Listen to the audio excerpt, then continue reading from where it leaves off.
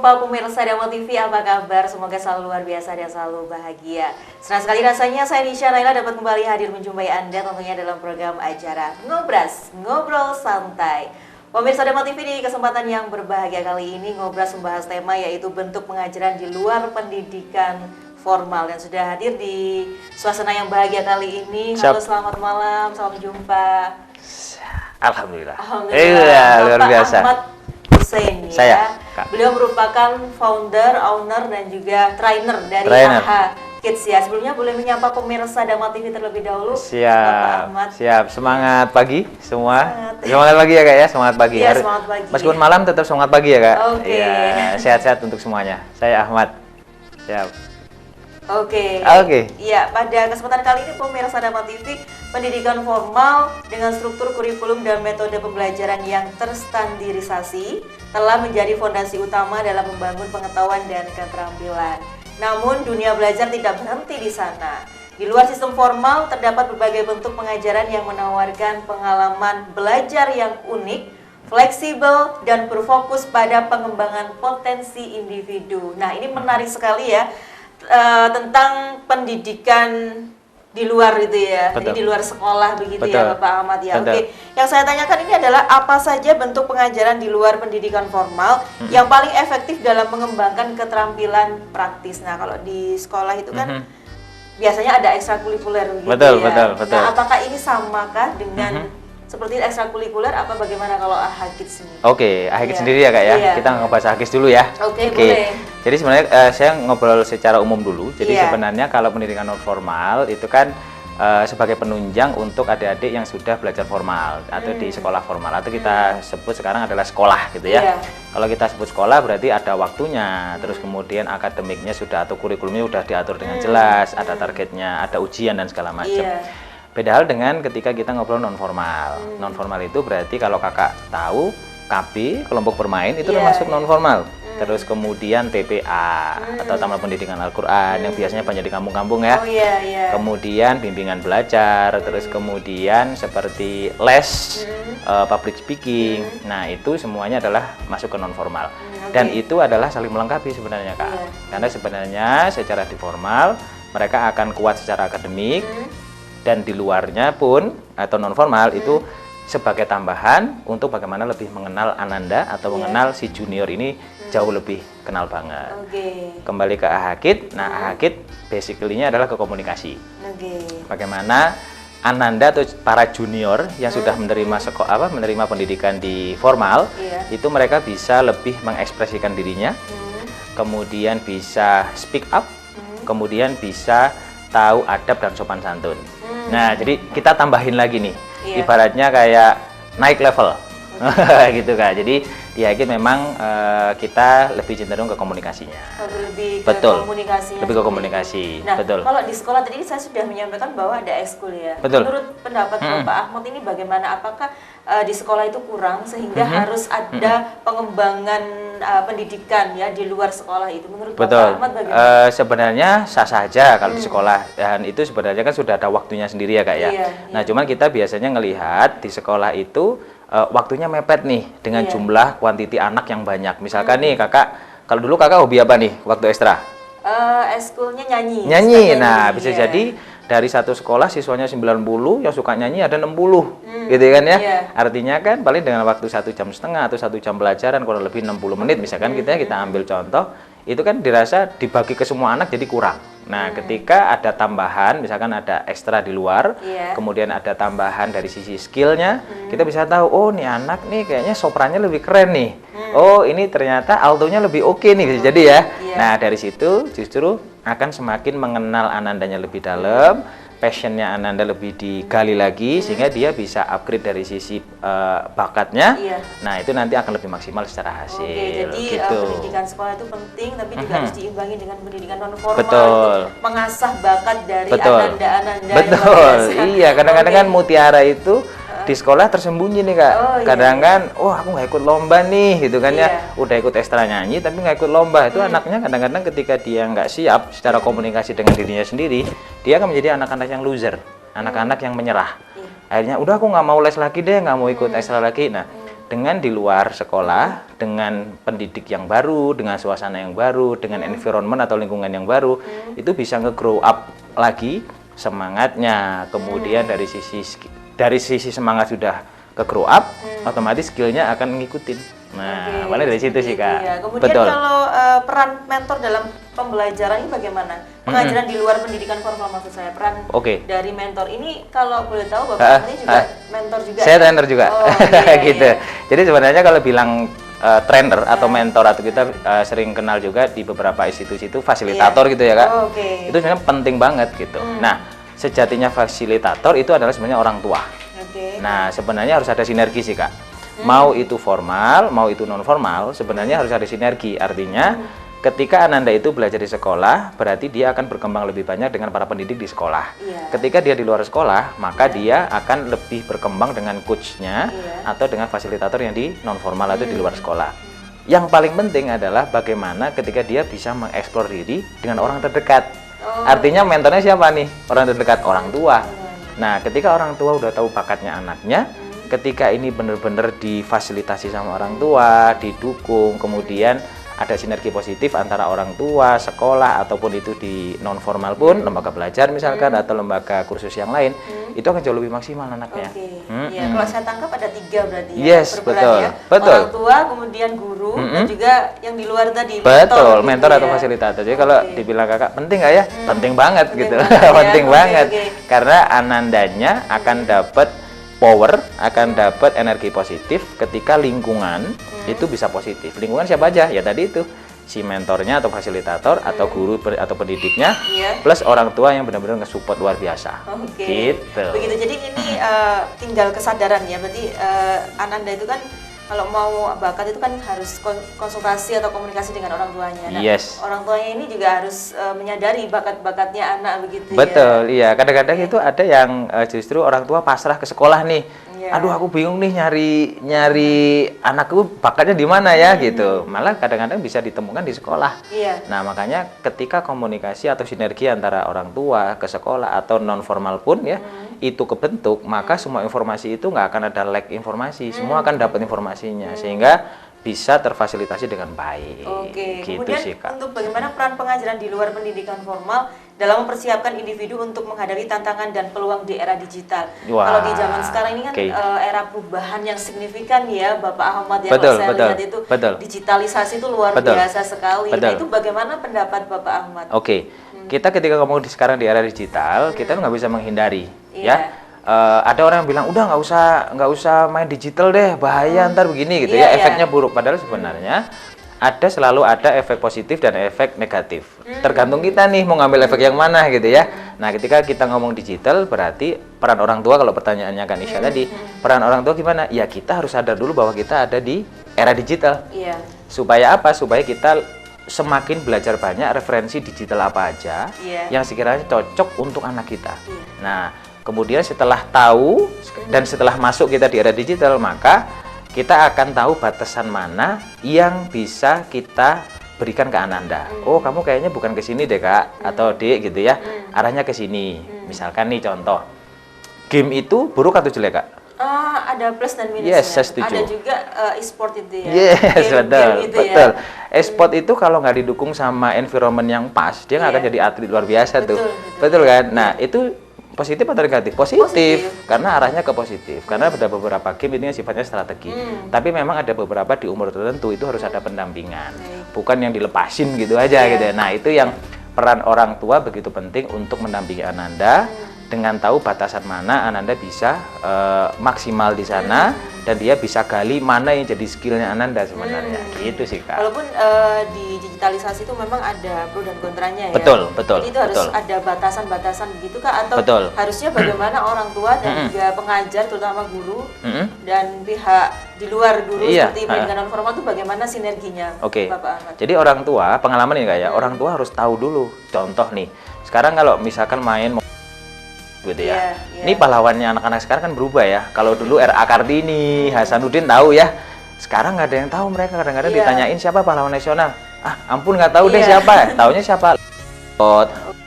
Begitu kan? Nah, bener. itu pahlawan-pahlawan versi digital mereka dan itu punya power masing-masing. Negatif nggak? Negatif kalau kita nggak dampingi.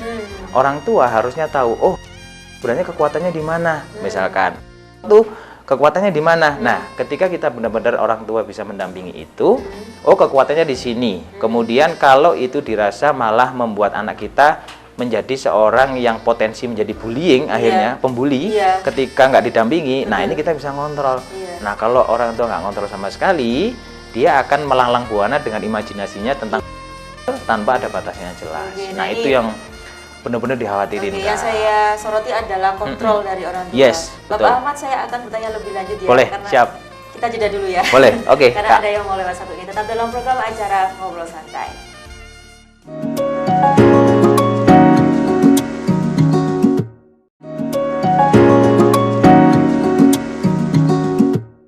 Masih dalam program acara Ngobrol Santai bersama saya Nisha Naila dan Bapak Ahmad dengan tema pada malam hari ini yaitu bentuk pengajaran di luar pendidikan formal. Ya Bapak, tadi saya sudah bertanya banyak ya terkait pengajaran di luar sekolah begitu. Betul, ya, terkait era digital juga bahwa orang tua ini harus betul-betul waspada dan juga mengkontrol anaknya. Iya, betul.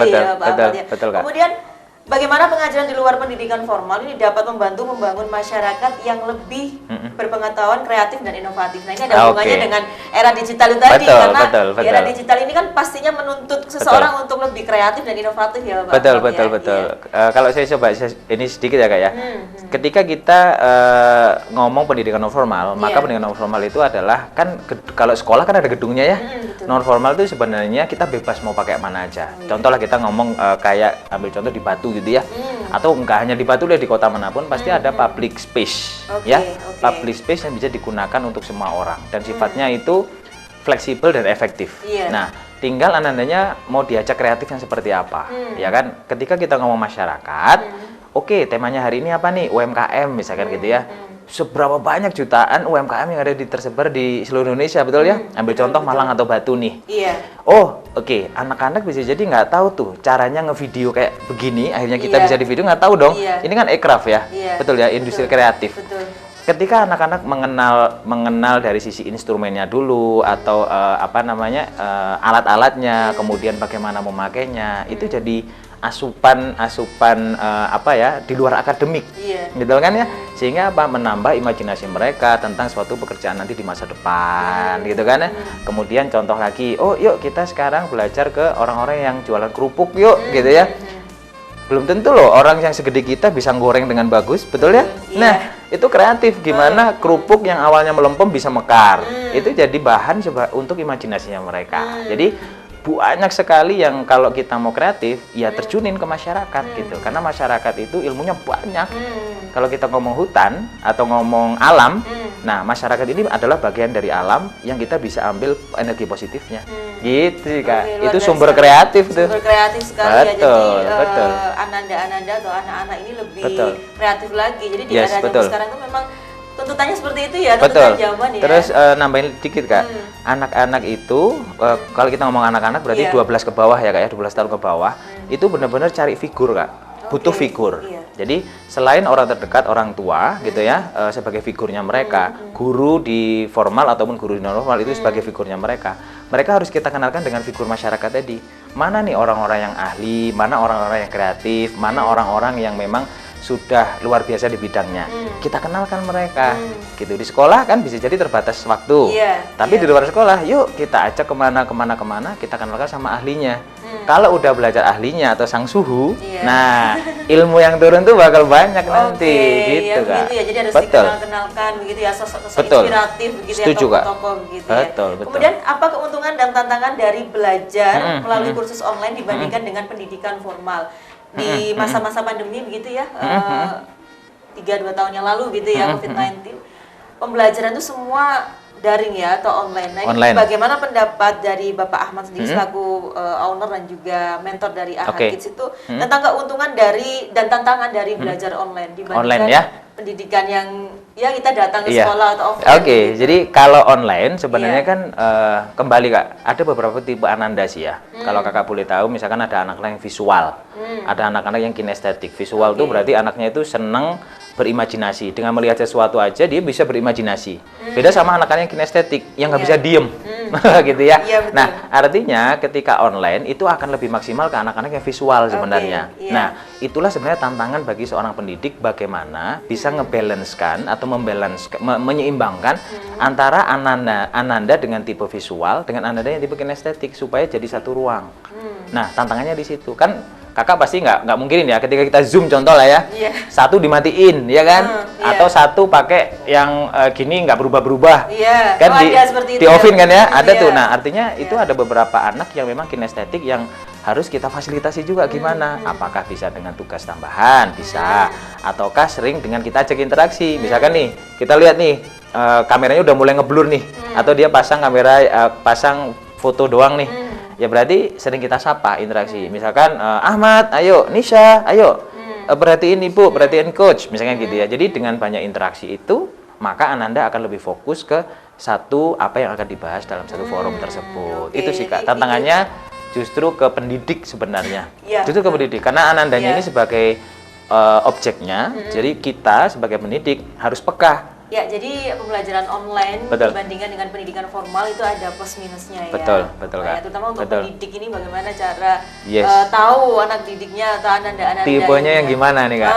Oke. Selanjutnya Bapak Ahmad, bagaimana pengajaran melalui komunitas atau klub dapat membantu pengembangan minat dan bakat individu? Nah, ini bagaimana? Nah, kalau sudah ngomong komunitas, berarti kan itu sudah di cycle. Kalau orang sekarang bilang cycle-nya ya. Cycle-nya berarti dia udah di satu itu. Jadi misalkan sekarang yang paling booming sekarang robotik misalnya gitu ya. Ketika dia udah bertemu di komunitasnya robotik, maka dia akan semakin grow up nanti.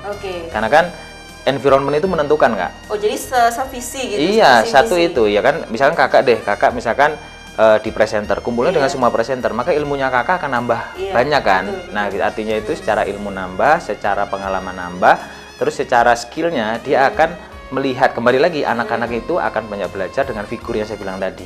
Melihat, oh temanku udah bisa begini ya, minta contoh dong, minta ajarin dong misalnya gitu ya. Itu akan lebih cepat di satu komunitas gitu. Jadi makanya ketika orang tua sudah menemukan bakat Anandanya, masuk ke satu komunitas tertentu, maka itu akan jauh lebih maksimal nanti secara bakat, secara skill Anandanya akan semakin grow up dengan maksimal. Jadi sesuai dengan bakat minatnya seperti itu. Misalkan saya nyanyi gitu ya, tentunya harus dikursuskan di lembaga non formal yang bisa mengasah untuk nyanyi itu tadi. Gitu. Padahal kan kakak kan saya suka nyanyi nih, kita masukin ke Anggar gitu kan ya. Wah kan agak nggak nyambung nih gitu ya. Ada ilmu baru tapi komunitasnya nggak nyambung nih, ya nggak satu cycle nih. Jadi itu yang justru nanti akan ngebuat anak-anak kalau bahasa sekarang jiper ya. Aduh. Kok sini sih gitu kan gitu sih Kak. Itu yang agak membuat nanti perlu transisi lagi. Nah masa transisi ini kalau nggak didampingi orang tua itu justru yang ngebuat anak menjadi semakin loser. Itu yang perlu diwaspadai. Kemudian bentuk atau contoh konkretnya dari pendidikan non formal itu apa saja?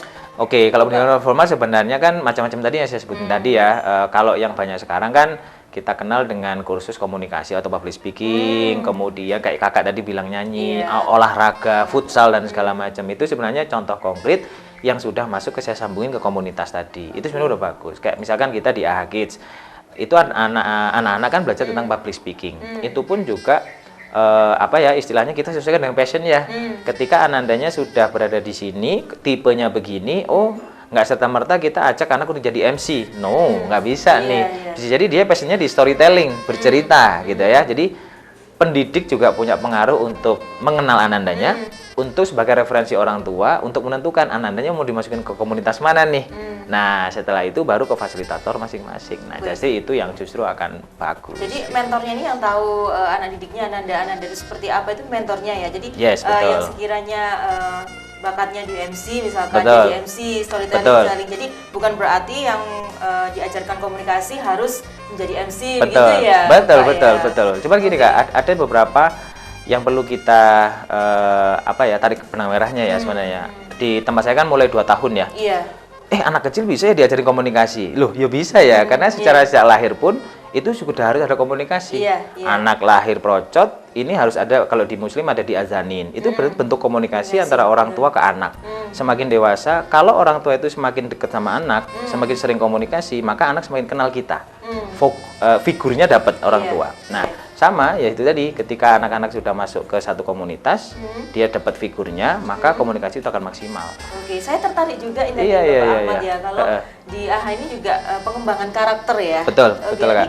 Pengembangan karakter ini menurut saya penting sekali di era saat ini, gitu ya. Jadi banyaknya tontonan-tontonan ya, yang mohon maaf kadang-kadang tidak berisi tuntunan ini ya, kurang ada tuntunannya. Bagaimana ini pengembangan karakternya kalau di AHA Kids sendiri? Kalau di kita, kalau kan kita klaster ya Kak ya, jadi anak 2 sampai dengan 5 tahun, 2 sampai 4 tahun tuh, itu sebenarnya kalau kakak yang bisa, bukan kakak aja ya, semua bakal miris ya. Sekarang itu balik ke digital tadi, banyak anak-anak atau fenomenanya speech delay kalau kakak bilang. Ya, speech delay itu berarti terlambat untuk bicara. Faktornya banyak Kak, salah satunya balik lagi, penambahannya komunikasi. Komunikasi antara orang tua ke anak kurang, itu bisa menjadi dia ngomong sendiri, jadinya endingnya bisa hiperaktif.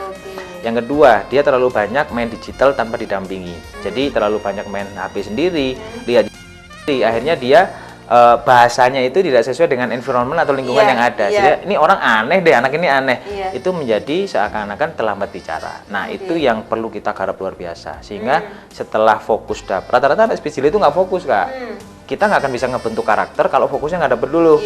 Itu yang kita kejar, fokus dulu, baru nanti kosakata masuk, baru tuh bakat bisa sesuai dengan umurnya. Lagi-lagi ini peran orang tua ya. Semua penting banget. Kita tahan dulu ya. Siap, karena ada yang mau lewat sedikit. Dalam program acara Ngobrol Santai.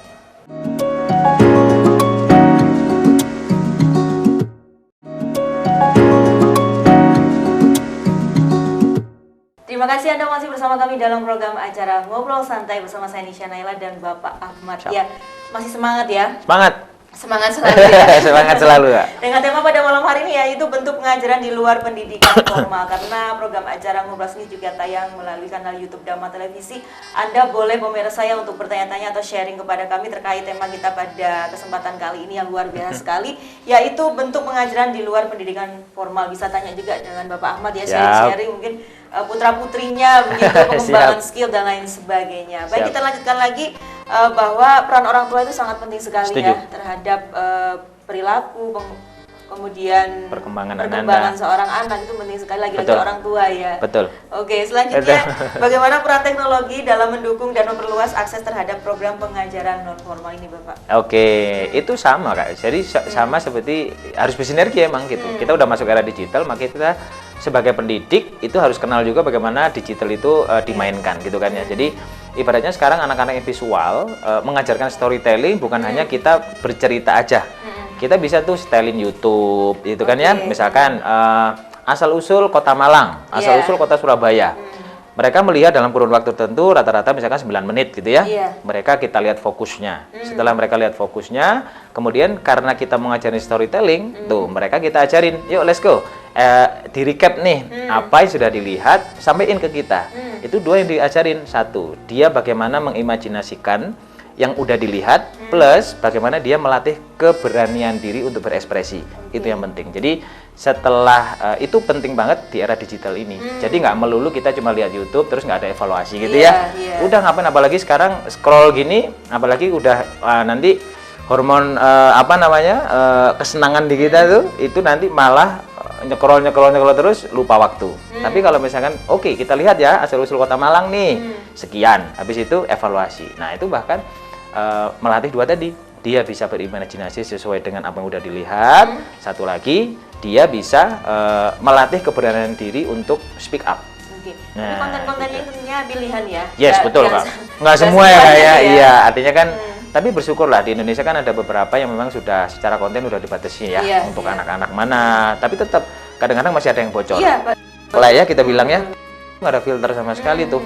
Sekali nyekrol, kalau itu udah negatif ya, yang muncul negatif semua. Itu alangkah bahayanya ketika itu di anak-anak dan nggak didampingin. Wah, itu akan bahaya sekali Kak. Jadi balik lagi peran orang tua mendampingi, scrollingnya juga kita lihat. Nah itu akan efektif gitu sih Kak.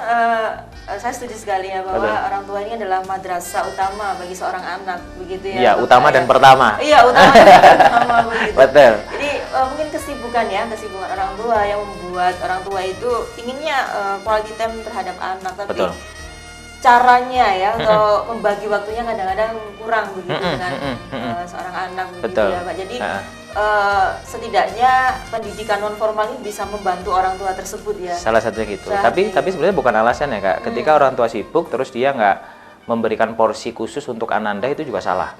Kenapa? Karena sebenarnya ini kan kita bilang anak tuh, junior kita tuh anugerah, betul ya? Iya, betul. Anugerah. Nah, kalau kita nggak memanfaatkan anugerah tersebut, nah itu juga gimana kan gitu ya. Jadi banyak cara sebenarnya. Ada yang orang tuanya kalau di Arkit itu ya, ada orang tuanya di luar Jawa. Oh, ada. Ada tuh, misalkan kayak di Palembang di mana. Intensitas ketemu kurang. Tapi kan banyak cara sekarang. Teknologi lagi nih, visi ya kan, video call. Yang penting konsisten di waktu yang sama, terus kemudian misalkan kalau rutin setiap hari jam yang sama, itu anak akan dapat figur tetap.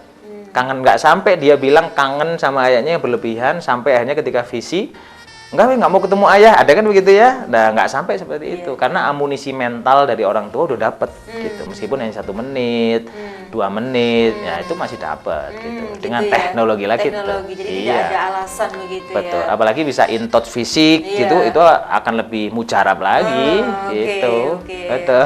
Luar biasa.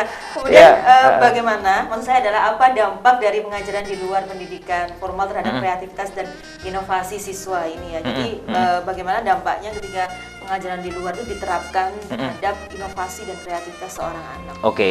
Ketika kita bilang kalau kita lagi nginstal sesuatu, ada istilah komplit, nah gitu ya. Kalau kita komplit itu berarti kan semua bisa difasilitasi. Artinya itu semua bisa siap mau apa aja. Nah, artinya ketika di sekolah kita udah dapat akademik, di formal. Di luar kita udah tahu passion dan bisa nambahin atau nge-grow up dari sisi talentnya atau skillnya. Ini komplit nih, akademik dapat, non akademik dapat, masyarakat kena, terus dia punya figur.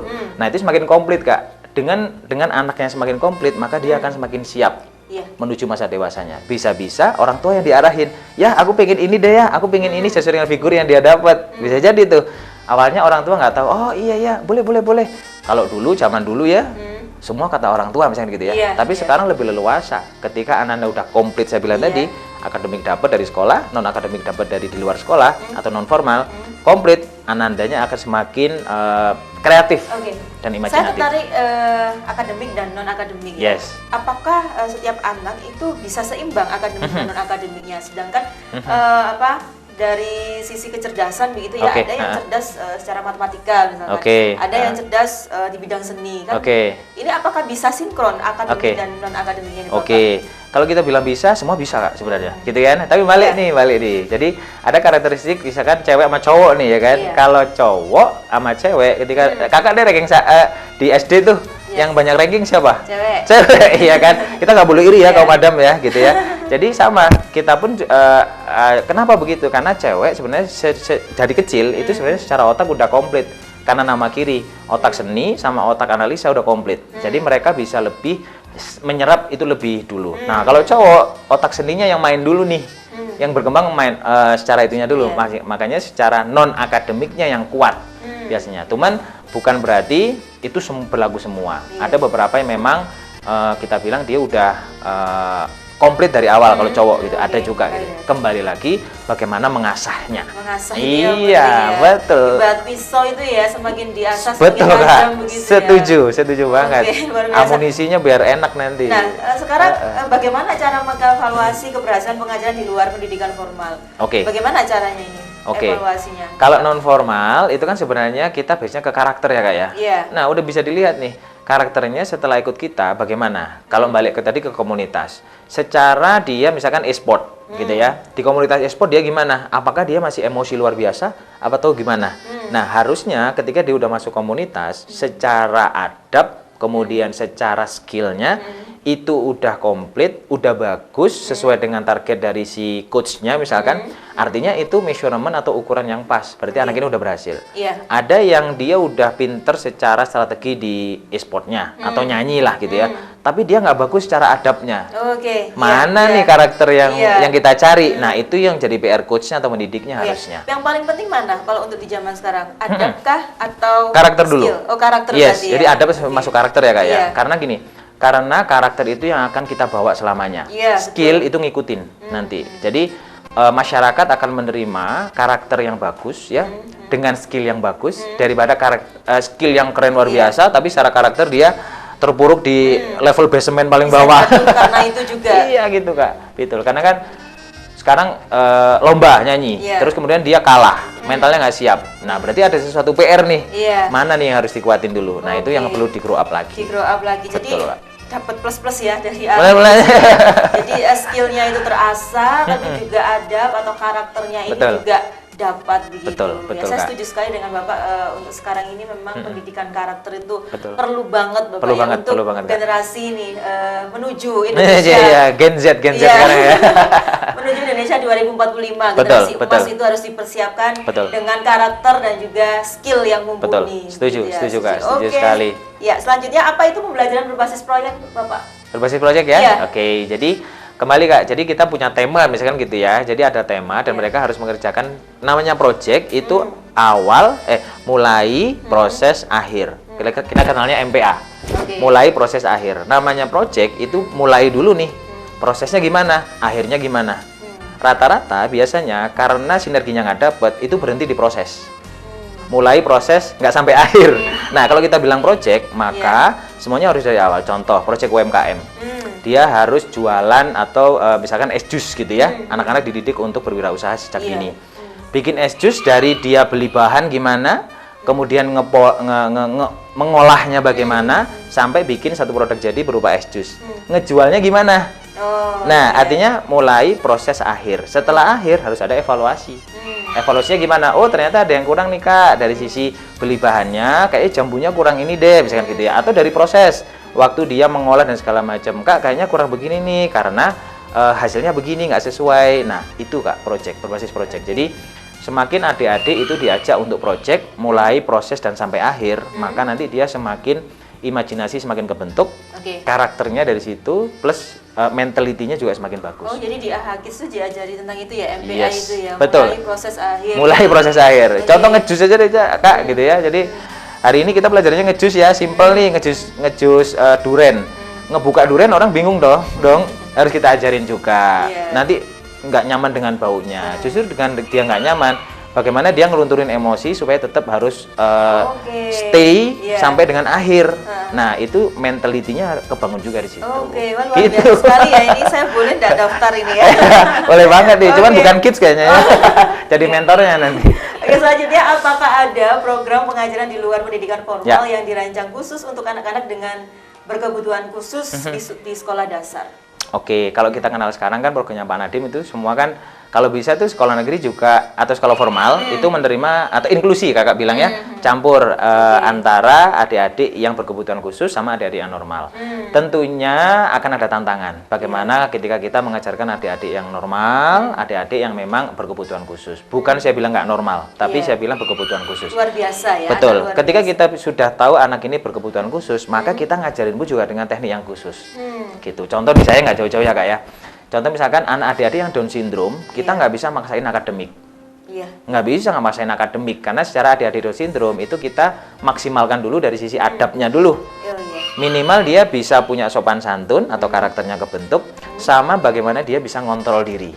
Kita nggak akan masukin yang namanya matematika 2 tambah 2 harus 4 nih. No, itu belakang gitu ya. Sambil jalan nanti pasti akan ngikutin. Gitu Kak. Jadi ketika kita bilang berkebutuhan khusus, ngajari ibu juga harus khusus. Kalau di AHA ini bagaimana penerapannya untuk anak berkebutuhan khusus itu? Apakah ada pembedaan atau dibedakan dengan anak yang biasanya atau bagaimana? Kalau dari sisi pengenalan bisa dijawab ya setelah boleh. Karena ada yang mau lewat ini. Boleh. Lewat dulu Kak. Siap. Program acara Ngobras Santai.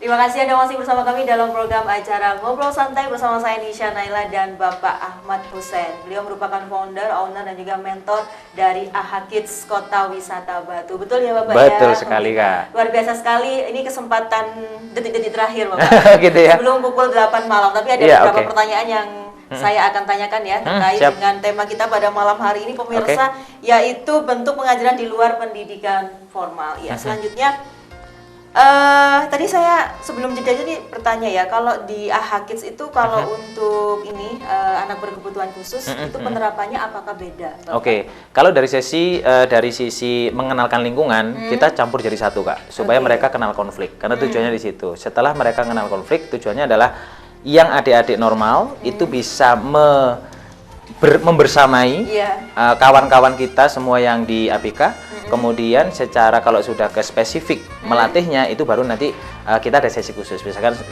menit atau 10 sampai 15 menit untuk melatih bagaimana mereka berkomunikasinya, adabnya sampai kontrol dirinya. Jadi tetap harus kita kenalkan dengan lingkungan. Jadi bareng. Jadi namanya inklusi, tetap harus belajar bersama, tapi ada program khusus yang memang harus kita bikin khusus dengan sesi khusus.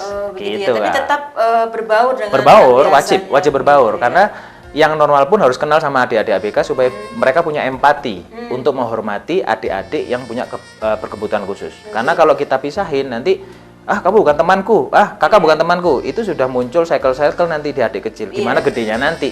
Gitu. Itu yang kita khawatirkan. Jadi gitu, lengkap ya. Jadi anak berkebutuhan khusus juga ditampung kalau di betul. Luar biasa sekali. Kemudian Bapak bagaimana kegiatan ekstrakurikuler di sekolah dapat mendukung pembelajaran pendidikan non formal di kelas? Oke, kembali ke yang tadi bahwa setiap anak ketika saya bilang sudah komplit, maka dia akan siap dimanapun berada, mau di formal, mau di non formal, apalagi kita bilang secara umumnya adalah di masyarakat yang lebih luas, dia akan siap.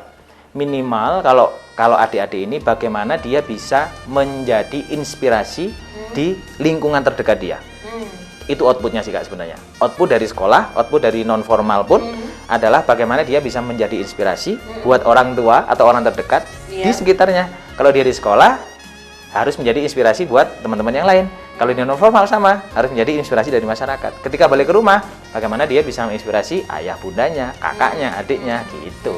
Itu sih Kak. Itu ya. Jadi pendidikan sekolah dasar terutama di lingkungan sekolah ekstrakurikuler itu bagus juga ya. Bagus banget. Ya. Bagus tapi banget. Karena waktu atau salah satunya harus dikembangkan dengan pendidikan non formal di luar sekolah. Biar lebih komplit saya bilang tadi. Gitu sih Kak. Oh, di Kota Wisata Batu pertama kali pertama satu-satunya maksud saya. AHA Kids ini. Kalau di AHA Kids ya satu-satunya AHA Kids di kita dan kita banyak memanfaatkan ruang terbuka publik ya di Kota Batu. Jadi karena difasilitasi sama pemerintah ada banyak ruang publik, itu kita manfaatkan supaya anak-anak lebih kenal dengan publik. Dari usia gitu. 2 tahun? 2 tahun kita ya, 2 tahun kita udah masuk, terus 2 tahun sampai 4 tahun, 4 sampai 6, 6 sampai 12. Ya. Cukup sampai 12 ya? Iya. Ada pengembangan di luar itu? Ada. Sifatnya cuma nanti biasanya private. Private Kak, betul. Private. Luar biasa sekali. Kemudian seberapa efektifkah kegiatan belajar di luar kelas seperti kunjungan lapangan atau kegiatan praktek dalam meningkatkan pemahaman siswa terhadap materi pembelajaran? Ini saya soroti ya, kadang-kadang kalau saya lihat status-status teman-teman saya begitu ya, kadang-kadang ananda-andanya atau putra-putrinya itu sering diajak outing class gitu ya. Mengunjungi museum atau wisata-wisata seperti itu. Menurut pendapat Bapak ya selaku ini owner dan juga founder dan juga mentor juga di AHA Kids, itu perlukah kegiatan seperti itu karena ada pro dan kontranya ini dari versi orang tuanya ini kok kebanyakan keluar ya. Tapi menurut pihak sekolahnya ini penting karena untuk mengembangkan karakter anak melalui pembelajaran di luar sekolah, mengenal binatang contohnya seperti itu. Bagaimana pendapat Bapak? Saya bilang bukan hanya perlu, tapi penting banget atau perlu banget. Kenapa? Karena itu tadi kita bisa melihat tipe anak itu dari ketika kita outing, gitu kan ya. Jadi di kelas bisa jadi anak-anak visual semua, tapi ketika keluar dia lebih, kalau ya ibarat contoh tadi dibilang hewan gitu ya, lihat hewan gitu. Sekarang kita bisa megang burung merak, tidak hanya melihat di gambar aja. Ternyata teksturnya begini. Artinya ketika dia megang itu sensoriknya dia dapat, karakternya dia dapat. Endingnya apa? Imajinasinya dia jalan lagi Kak. Imajinasi jalan, kreativitas otomatis ngikutin. gitu. Jadi otomatis kalau ditanya perlu atau enggaknya, perlunya banget gitu. Cuma kan tinggal manajemennya bagaimana membawa Ananda ini dari sekolah ya, misalkan sekolah menuju ke tempatnya. Orang-orang kan ada orang tua tuh khawatir secara safety-nya gimana, itu yang perlu benar-benar secara manajemen atau quality time-nya itu diperhatikan banget. Ya, apakah itu harus sering ya? Kalau outing class itu harus sering gitu. Nah, kan ya kembali lagi ke sekolah itu ada keterbatasan waktu, ya kan? Makanya ada beberapa orang yang nuntut akademik. Ada yang nuntut bahwa dia sering outing. Kan sekarang banyak sekolah alam ya, Kak ya? Formal tapi alam nih. Ada juga banyak. Jadi sebenarnya kembali ke kebutuhan, dan semakin kita tahu Anandanya, maka orang tua semakin tahu dia akan disekolahkan di mana. Nah, gitu. Jadi secara anak nggak terpaksa sekolah di institusi tertentu atau berada di non formal, orang tuanya pun juga merasa safe ya, nyaman. Oh, aman nih kayaknya anak saya di sana. Nah, karena semua amanah. Itu aja sih, Kak. Jadi pertanyaan saya tadi, seberapa efektifkah pembelajaran di luar sekolah itu? Efektif banget. Efektif banget. Efektif luar biasa. Kalau di ini kan saya dengar-dengar juga di lapangan ya, di luar kelas maksudnya. Bisa ke nature, alam, begitu ya. Nah, itu seringkah diadakan seperti itu? Kalau di AHEKIT bukan hampir ya, kita di 70% itu di luar. 70% karena memang moto kita adalah be inspiring kids. Jadi bagaimana anak-anak ini menginspirasi sekitar. Kalau kita nggak menggiring anak-anak ke sekitar, gimana dia bisa menginspirasi yang lain?